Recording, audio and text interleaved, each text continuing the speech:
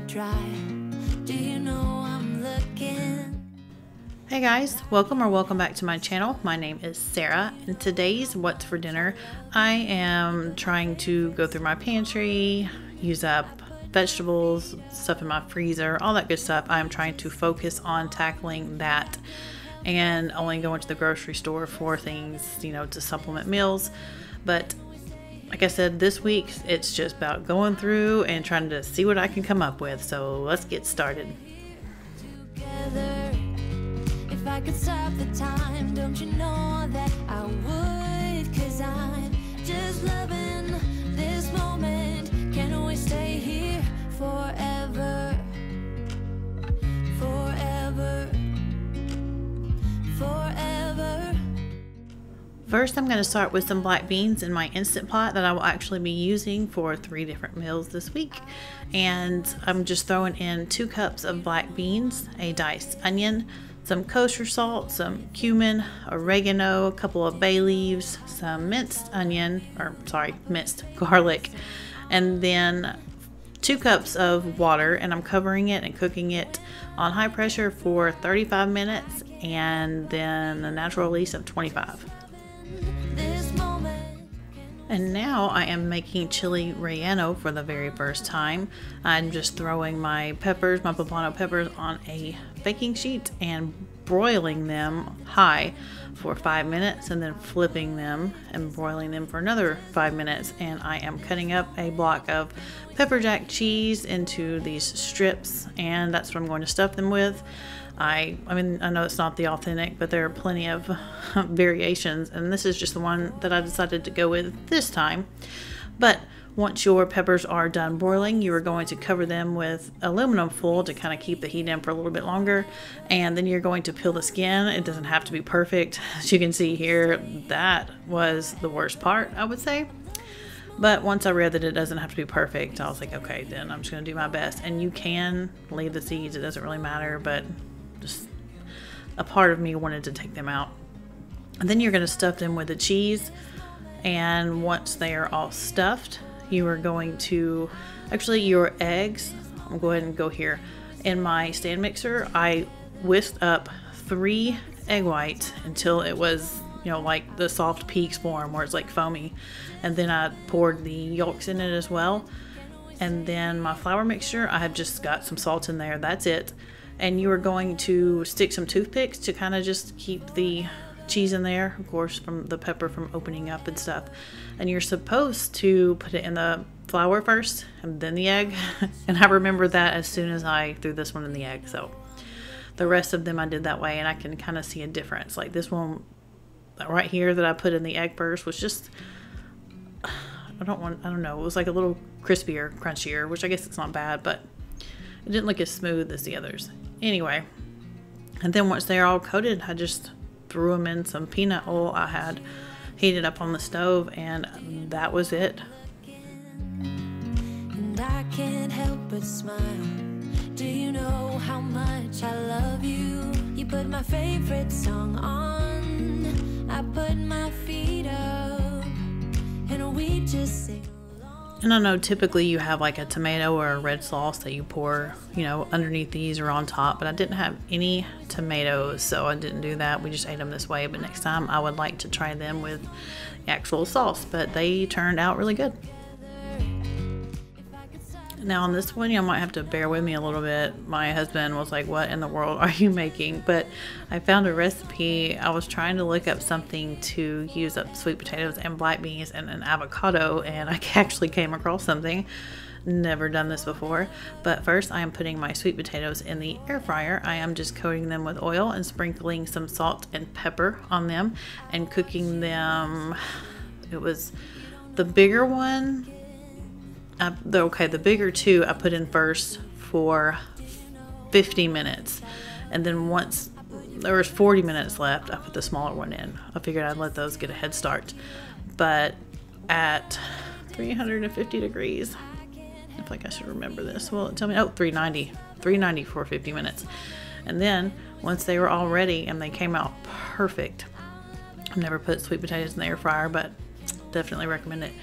All you're gonna do is stuff them with black beans that I actually put on the stove, and I threw in like some chili powder, onion powder, a little bit of garlic, just some typical like Mexican dish type spices, and sauteed them up a little bit, and just putting in a avocado. And I had some creamy jalapeno dip that I had made like from Chewy's. If you've ever had that, it is the bomb.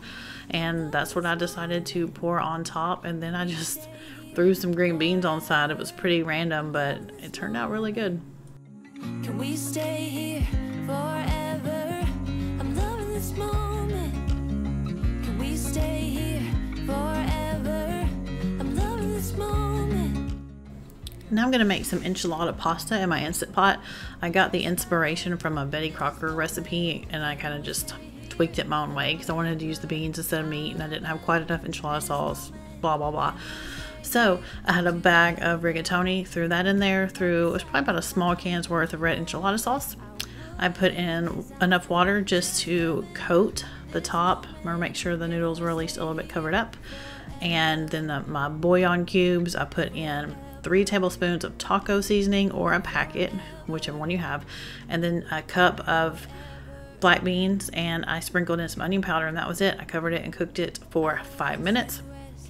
Threw in about half a cup of sour cream, about a half a cup of shredded cheese, mixed that all around, and then topped it with some more cheese, covered the lid, let it melt a little bit more. And typically with something like this in the Instant Pot, your pasta is always going to look like this. You're going to let it sit for 10 to 15 minutes before you eat it, and it will all thicken up, I promise. But my husband was too hungry to wait, so I went ahead, and you'll see me serving his, and it still looks a little bit soupy. But when the kids and I got to this, it was pretty well thickened up, and I was amazed.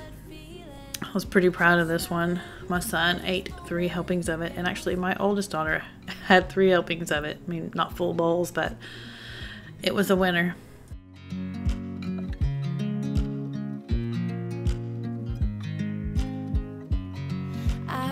You as you drive, do you know I'm looking?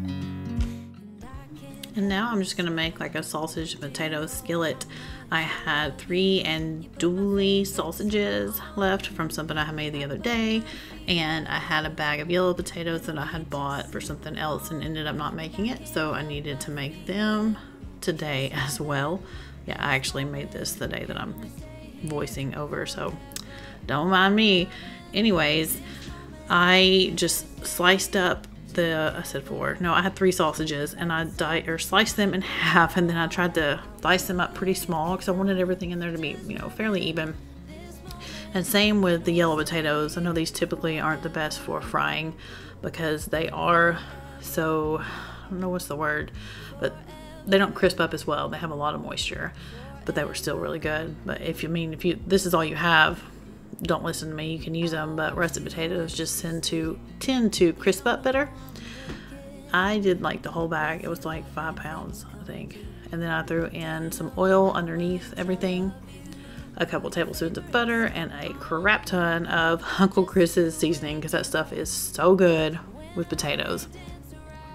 And then I'm just stirring everything together, and I think I had mine at like 300 degrees and covered it up, and just checked it every few minutes. Like, we like ours really crispy. It might have been 30 minutes total.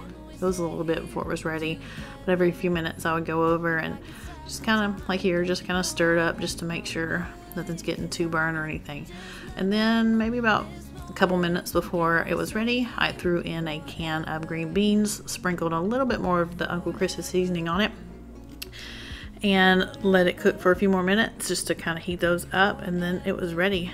It was delicious. I mean, I know this is like I don't know what you call it. I don't know, comfort. I do know that. This is some comfort food. Loved it. My husband loved it. I don't think my kids have tried this one yet. I just finished eating dinner. Anyway, thank you all so much for watching. I appreciate all of you for, like usual, taking the time out of your day to watch my content. And don't forget to like this video, subscribe to my channel if you haven't already, and turn on your notification bells, and I'll see y'all Monday. 'Cause